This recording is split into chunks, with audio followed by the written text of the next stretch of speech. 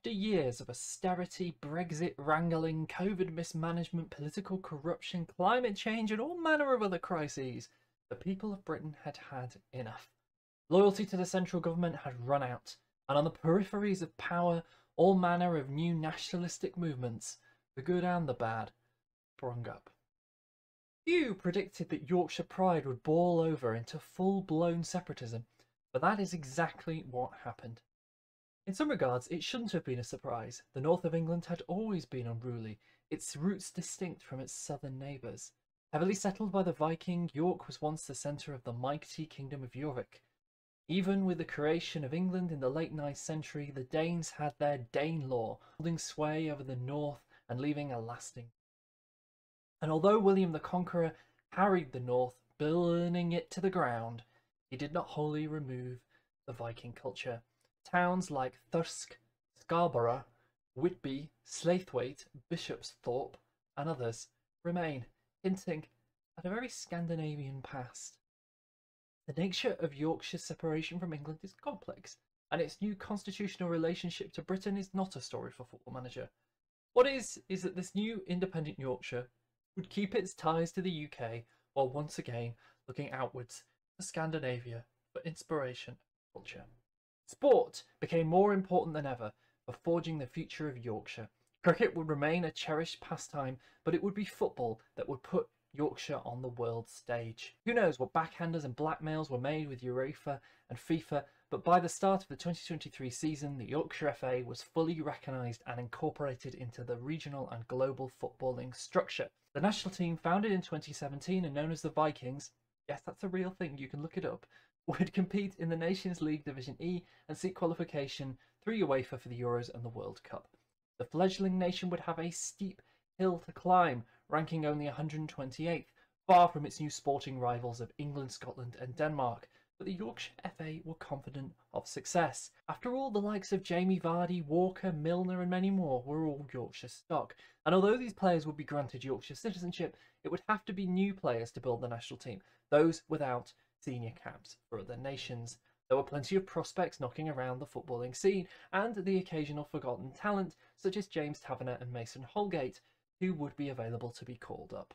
Of course, youth would be key, and academies of clubs like Leeds United, Hull, Sheffield United, Borough and others would create new prospects for the national team. But the question faced by both the English FA and the Yorkshire FA would be what to do with these teams. For a moment there was a fear of expulsion from the Football League for these historic footballing teams, but an amicable exit would leave many new options open, and the two football associations chose to take an existing model for inspiration, the model of Wales. Top teams, the Swansea and Cardiffs if you will, would remain in the English system, with the majority of teams opting to stay in that system. It was a no-brainer for most, but for some like Scarborough and Farsley, it would mean a perilous existence clinging to the bottom of the National League North. For the remaining teams, not in the top 6 leagues of England, a new Yorkshire system would be created, with 72 teams selected across 4 divisions, with applicants spread across all of Yorkshire. These teams, under the stewardship of the Yorkshire FA, would make the backbone of the Yorkshire League, with historic clubs like Sheffield FC and fallen giants like Guiseley and Bradford Park Avenue tussling for the Yorkshire Premier Division title. With European football on the line, new TV and sponsorship deals, the ambition was to turn the Yorkshire Premier League professional over time. The Yorkshire Premier League would be fed into by the Yorkshire League 1 and subsequent League 2 and 3, hosting games between increasingly semi-pro and amateur teams. A League Cup would be available to all 72 teams to offer them a chance of glory and Conference League football on the line. But it would not be the only chance of Club Cup success. The Ridings Cup would foster unique local derbies, with teams from the North and East Ridings battling it out with invitees. From the North, clubs like York City and Scarborough were invited from the National League, and in the East Riding, non-league clubs from Humberside would be invited to join the East Riding clubs. But it's arguably the West Riding Cup that will be the greatest prize, it itself being a cup winners' cup of 4 regional cups, breaking the populous West Riding into a historical and geographic boundaries defined by the Mill Cup, the Market Cup, the Dales Cup and the Coal Cup. The final piece of the puzzle for the Yorkshire FA was replacing the FA Cup.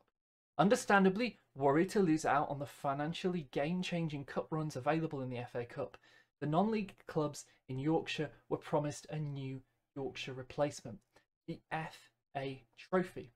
In the Yorkshire FA Trophy, each round would feature higher division clubs entering until the 5th round, where clubs in the English system and the champions of the Yorkshire Premier Division would join. With generous prize money and 50-50 ticket revenues split, dreams of a 5th round away tie at Ellen Road would not be out of reach for all the Yorkshire clubs. The Yorkshire FA Trophy would tie all of Yorkshire football together, and when combined with a network of affiliates connecting Yorkshire League teams with the big clubs in Yorkshire, it was a recipe for Yorkshire football to not only have their cake, but also eat it, probably with Wensleydale on it or something. The future stars would come through the Yorkshire academies and would provide a boost to all the clubs. And what could the future hold? Would the likes of Guiseley and Hull play off in a Champions League knockout? How would the Yorkshire clubs fare in the Yorkshire Trophy? Could a Yorkshire League club win against a Premier League team based in Yorkshire? What of the national team? Could it climb its way and overturn England to become one of the highest ranked teams in the world? Well, these questions you can answer for yourself because the new Yorkshire Database is available for FM24. Links below for it on Steam, or if you're watching it on Steam, hello, please subscribe, favourite, comment and have fun, because we had a lot of fun putting this together. Myself and Michelino FM, who did the vast majority of the editing, with a bit of help from all the people in the Discord server, particularly those from Yorkshire putting in their opinions. And we have a graphics pack as well, which we've designed that should give you graphics for the stadiums, for the top managers, for the clubs, for the trophies. It's all going to be available to download, and Talis helped us out with giving kits for all of the clubs, all 72 clubs. So I'm really excited to share this with you. It's got so many unique little Easter eggs in there. Hopefully as you play you'll dig up lots of fun little things. We've taken all of the clubs we could find in the system, in the database, you know, the pre-game editor system, but we've also added, I think in the end, about a dozen new clubs that we found trawling through social media, you know, making sure that we represented all of the little regional Yorkshire divisions. So it's really exciting. We've run test after test, so hopefully it works really well. And I'm just really excited to share this with you. I hope you enjoy it. If you want to watch someone attempting to do something on this database, I will be streaming a Yorkshire Builder Nation on Twitch, where I will be starting at York, only signing Yorkshire based players, and I'm going to see where that takes me. But otherwise, just thank you for watching, and don't take the political thing too seriously. We just needed a good backstory, particularly sprinkling all the Scandinavian stuff into the database. Come to think of it, is it a coincidence that Michelino's Swedish? I think this might be a Swedish invasion. Anyway, best wishes, enjoy, let me know what you think, and I'll see you soon. Go well.